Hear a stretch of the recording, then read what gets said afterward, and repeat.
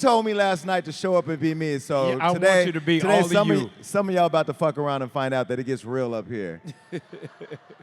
When I hear that people say I'm messy,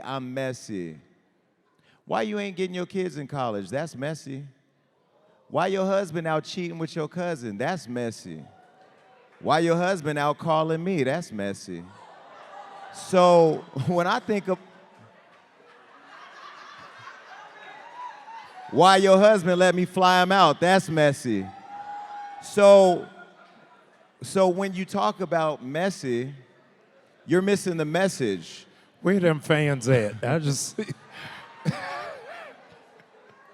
Listen. yes. I'm talking about the other side. But my point, here's my point. Sometimes you'll miss the message through the mess. Yeah. The reality is that I have figured out how to master an industry that has sat me at the table with global leaders, that has welcomed me into the White House many times, and that helped me win an election by 15 points of an incumbent who was doing a horrible job. So what I said at my award show last month when I was speaking to the room is that I fly at an altitude where I don't hear the noise that some people hear about me. Because the favor that God gave to me may not be fair for you, but it's working for me. And what I also realize is that the things that I say online that seem hurtful is the hard truth that your friends won't tell you, your family won't tell you, your coworker won't tell you, and your neighbor won't tell you.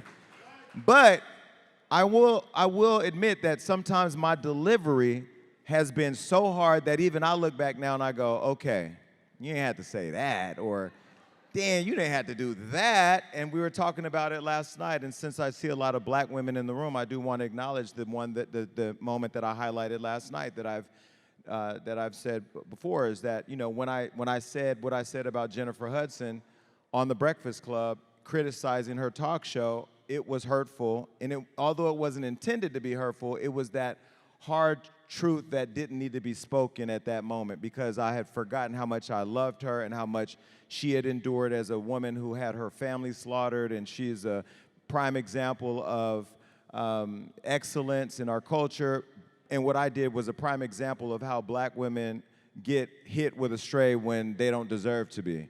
And I felt bad about that, to where I publicly apologized to her and will continue to do it until I can privately do it, because she deserved that and didn't deserve how I delivered the message that day. So I'm learning and evolving, and I love that people are giving me the space to grow, because I am judged for being imperfect from a bunch of people who are imperfect too.